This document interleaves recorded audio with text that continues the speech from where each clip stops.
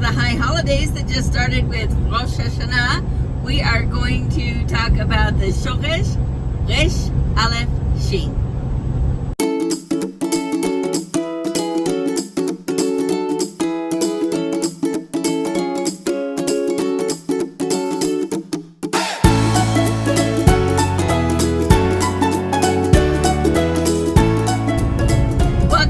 Hebrew Vocab Boost. I'm Sapir, and today I'm talking about the Shoresh Resh Alef Shin because it was Rosh Hashanah, which is the Jewish New Year. But what does Rosh Hashanah mean literally?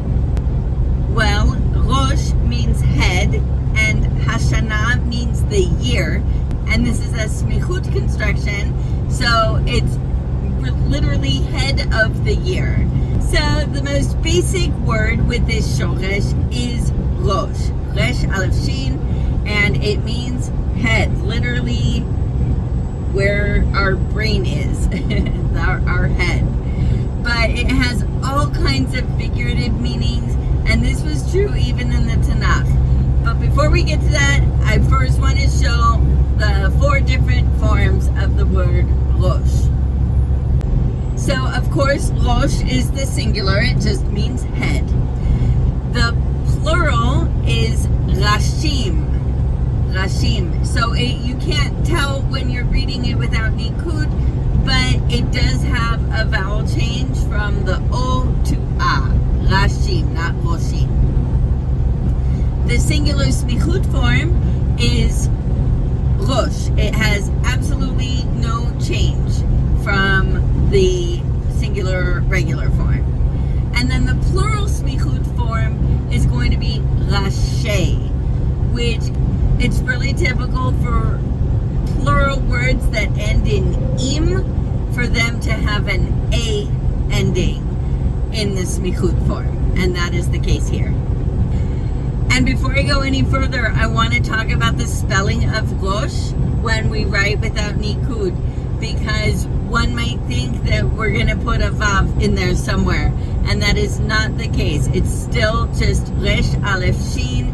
It does not change at all. So Rosh has taken on a lot of figurative meanings that are, you can see the association with the head.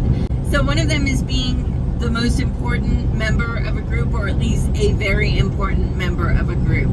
And if you think of the head as an important body part, I mean, I don't know what's more important than the head. It also often takes on the meaning of the top of something, and of course, at least on a human body, the head is at the top. And then it also takes on the meaning of being first or being the beginning of something. And this one might be a little bit more difficult. I don't know if, I think of when babies come out, most of them come out head first, or just thinking of like most animals that walk on all fours, or like if you think of snakes or worms or whatever, we're always moving with the head going first. So maybe that's how that association came to be. So in modern Hebrew, we still have the word Rosh, meaning our literal head, and we have a couple of smichut phrases that include Rosh, to refer to the head. So a couple of examples are Ke'ev Rosh. Ke'ev means pain, Rosh means head. Pain in the head is a headache. Shomer Rosh. And Shomer means to guard or keep or protect, and Rosh is a head, right? So someone who guards or protects someone's head is a bodyguard, and that's what Shomer Rosh means. And also in modern Hebrew, we have all of the same figurative meanings that we had in the Tanakh. So we have Rosh in smichut to mean a lot of the important members of various groups. So the first one I'm thinking of is Rosh HaMemshala, or Rosh Memshala, which means Prime Minister. And interestingly, if there's a female Prime Minister, it's Roshat Memshala. Roshat Memshala. So this can be the Prime Minister of Israel or the Prime Minister of any country who has a Prime Minister. If a country like the United States has a president instead of a Prime Minister, you're going to use a completely different word. Rosh Ir is the head of a city, and so the mayor. And again, if this mayor is a woman, it's going to be Roshat Ir. Now there's also Rosh Iriyah, and the difference between Ir and Iriyah is the Iriyah is like the municipality, like the city government. And so this is now the head of the city government. I would probably call this something like the city manager. I think this title is going to vary from city to city. Rosh Beit Din is the president of a rabbinical court. Yoshev Rosh, now this one kind of feels a little backwards because all of the other words had Rosh at the beginning, right? And this one is a chairperson. And so to me, what it really is Yoshev means he sits. It's acting like a noun there. We've got Yoshev Rosh. This is the person who is sitting at the head, the head sitter, right? The head sitter, the chairperson. And then we have one really common phrase that it's a smichut phrase that has the figurative meaning as of head, meaning the top of something, and that is Rosh Har or Rosh Hahar, meaning top of the mountaintops. And with respect to being the first part of something or the beginning of something, we of course have Rosh Hashanah. We just had Rosh Hashanah, the Jewish New Year. So it's the very beginning of the year, Rosh Hashanah. We only use it to refer to the Jewish New Year. We don't use it for the civil New Year. There is another holiday that's in, is this in January, I believe, or January or February, called Tu B'Shvat, and this is actually referred to Rosh Hashanah LaIlanot, the new year for trees. And this is a day that Israelis go around planting a tree.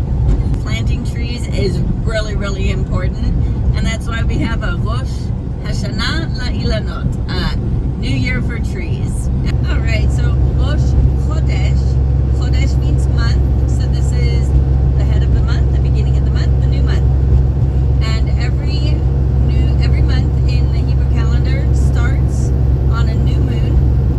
And so because, we get 12 of these every year, 12 to 13 of these every year, it's not a huge celebration, but basically on the Shabbat after Rosh Chodesh, we say a couple of extra prayers. Okay, Rashi Tevot is a phrase that we can see it in the plural smichut. Tevot here means word. I've never heard it used to mean word anywhere else except in this phrase. But so it's here. Rashi means the beginnings, and it's the beginnings of the word, and so it's the initials.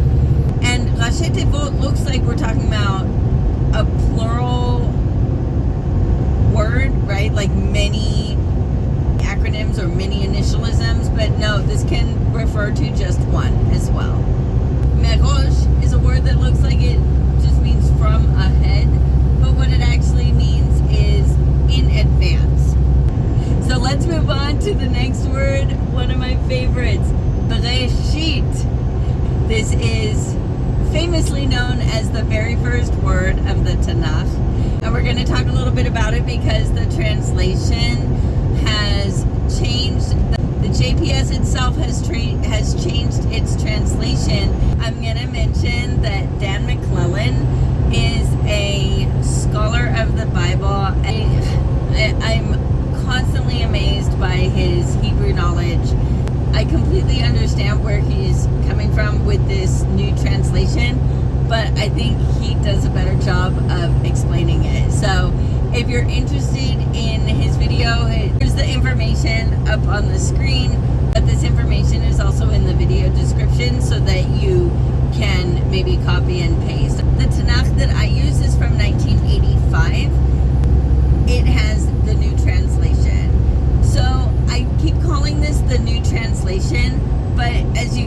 from 1985. It's not all that new. It's at least 40 years old. So here are the first two verses in the Tanakh in Hebrew. Beresheet bara Elokim et hashamayim ve'et haaretz, ve'haaretz hayta tohu vavohu, ve'hoshech al pinei tahom, ve'ruach Elokim merachefet al pnei hamayim. So that's the Hebrew. I do have a King James Study Bible from 1988, and this is how those first two verses are written in the King James Study Bible from 1988. It says, "In the beginning, Hashem created the heaven and the earth was without form and void, and darkness was upon the face of the deep, and the Spirit of Hashem moved upon the face of the waters." So, but we can see that in this more traditional translation, verse 1 is a complete sentence, and verse 2 is a complete sentence. But here is what it looks like in my JPS translation from 1985. Verse 1 is, when Hashem began to create heaven and earth. So, clearly verse 1 is not a complete sentence. Verse 2 is, the earth being unformed and void, with darkness over the surface of the deep, and a wind from Hashem sweeping over the water. And so verse 2 is also not a complete sentence. They're both dependent clauses. They're waiting. I believe verse 3 will finish that thought in this new translation. And you might think, well, how can that possibly be? How can we not know where, what was the sentence, where the thoughts ended? And part of this is that there's no punctuation in the Torah scrolls. To this day, our Torah scrolls do not have punctuation. They also don't have vowels. So the really interesting thing, and this is the part that Dr. Mcclellan really explains so much better than I do. This is a smichut phrase. And now smichuts are almost always noun plus noun. But not always. It doesn't have to be noun plus noun. What the scholars have interpreted this to mean is that Beresheet doesn't mean in the beginning. It means in the beginning of. And the beginning of what? The beginning of Hashem creating the heavens and the earth. And so, because in English, in modern English, we don't say in the beginning of Hashem creating the heaven and the earth, it's much more rhetorically correct to just say when Hashem created the heaven and the earth. And this is why this is the much more accepted translation in scholarly circles. So I definitely urge you to go look at Dan McClellan's video. He's so much better at explaining it than I do. So Beresheet means in the beginning or in the beginning of. But we don't use it anymore nowadays to talk about the beginnings of things going on. We have other words from different shorashim to talk about beginnings. Like if I have in the beginning of my class or at the beginning of my shift, right? I would not use Beresheet. So if you hear a modern Hebrew speaker say Beresheet, then they are almost always referring to that area of the Bible that refers to the very beginning of the world. So, but it still has two different meanings. Beresheet is the way that we refer to the whole book of Genesis. But it also can refer to that first parsha. And what is a parsha, you might ask, especially if you're not Jewish? Well, in Judaism, we read through the entire Torah. Now, this is not the whole Tanakh. This is just the first 5 books. We read through those whole 5 books every year in synagogue. We don't just go through it willy-nilly. there are 54 parshot, which are like the weekly Torah readings, and they're very specific. They have names, and the first one is Beresheet. And so if we say Beresheet, we could be referring to the whole book of Genesis, or we could be referring to just that first parsha. And the first parsha goes from Genesis 1:1 to Genesis 6:8. And so it basically ends right before the Noah story. This is not the only place in the Tanakh that we see the word Beresheet. We do also see it elsewhere, referring to at the beginning of someone's reign, or I think that's basically what it mostly is. It's in the beginning, and then in the beginning of someone's reign. Beresheet is really kind of two morphemes. We have be, meaning the word in, and Reshit, meaning beginning. But Reshit on its own actually occurs quite a few times in the Tanakh. Or it also exists with different prepositions before it. So there's la Reshit. I remember seeing Beresheet. So Reshit is usually translated as first, or first fruits, or first yield. So definitely has the meaning of like early on stuff, beginning stuff. But a couple of times it also is translated as choice, as in like the best of something. We often see this with respect to an offering, right? So don't bring the junky stuff, bring the choice yields or whatever. Pealim.com shows this as a modern word meaning beginning or outset. I've never heard Beresheet used in the wild, but I have seen it. When I was looking at that Wikipedia article about Golda Meir, it was talking about like the beginning of her job as prime minister, or all of the jobs that she had before. And so I actually saw the word Beresheet written quite a few times in that article. And so I was really surprised, because I was like, oh, I guess this is still used today. I've just never heard it. And so we've got Reshiti. It's got the adjective ending there, the e. Reshit, the beginning.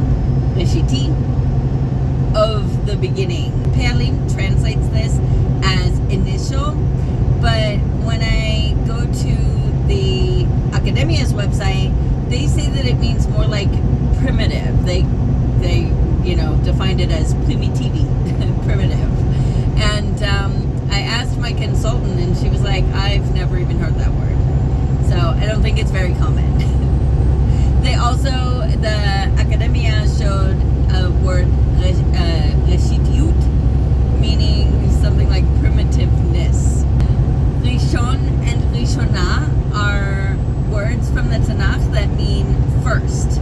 And they often, they're very much like an adjective. They refer to nouns, and that's why we have a masculine and a feminine. Now, Rishon is the masculine, Rishonah is the feminine, but Rishonah, the feminine form, can also be used as an adverb. And this is actually kind of common with adjectives in biblical Hebrew, that they often, the feminine form also can be used as the adverb. So you'll see that somebody did something first, and they use the Rishonah because the first is referring back to the verb of whatever verb it was that they did. Rishoni, or more accurately Rishonit, because it's referring to a feminine noun, shows up exactly once in the Tanakh, meaning first. Pealim.com defines it in modern Hebrew as meaning primary, initial, original, basic, or elementary. I thought the primary colors, like if you're talking about primary colors, that this is the word you use. Alright, moving on. Rashi is a modern word. It does not show up anywhere in the Tanakh, and it means like main or primary.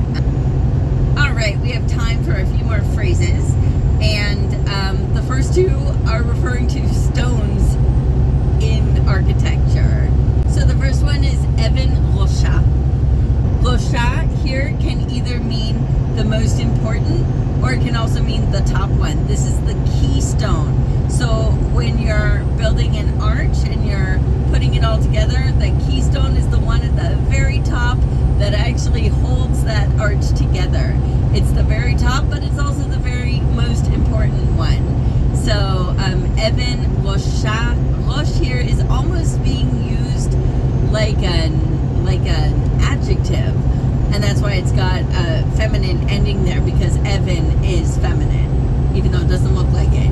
It's feminine. And so this is like your headstone. It's the keystone, the one at the very top. Now we do see Evan Rosha once in the Tanakh, but it was translated by the JPS as an excellent stone, so not the same thing. And then we have Rosh Pinah, which is a cornerstone, so it means like literally head of the corner, and it's basically the cornerstone. And the cornerstone of a building is the very first one that you put in its place, and basically that particular stone is indicating how the building is going to be oriented, and everything else kind of is measured off of that particular stone. Yeah, I didn't know any of this. I had to look it all up. Barosh uvarishona means first and foremost. It's like, you know, very first. This one I've heard a ton in the wild. Begilui Rosh means without a head covering, particularly when somebody should be wearing one. And my one consultant, I asked her about it, and she said this almost always refers to women, because women need to be covering their hair much more than men do. You know, men in Judaism, we're thinking now, of course, very much in Orthodox circles. Men do cover their heads. Many men just walk around with a kippah all the time, the little skull cap, right? So it's not covering all of their hair. And some also wear a hat. You know, different communities have different customs. But married women very much always cover their hair. They've got like a quarter of an inch that the rest of the world is allowed to see. But the rest of their hair is always covered. And I used to get confused. Now I understand it. Especially in the United States, you often do see married women walking around with what looks like their hair flowing out. And it's because it's a wig. Very, very, most of the time, if you see an Orthodox Jewish married woman and it looks like she's got hair, that's a wig. Now, it's not 100% of the time. There are Orthodox women who do not cover their hair. But for the most part, they do, and they have all kinds of different head coverings. A wig is one of their options. Taman Rosh Bachol means he buried his head in the sand. And this means exactly what it means in English. And when there's a danger, but you don't want to see it, you don't want to know about it, what do? You bury your head in the sand. Alright, so that is it. Now you know a lot of the words. There's so many uses of this shoresh, but you know most of the main ones now. And so I wish everybody a happy and sweet new year. And if you have any questions or feedback, please leave it in the comments. Hit like if you enjoyed this video, and subscribe if you want to see more. Lehitraot b'pa'am ha'ba'ah. See you next time.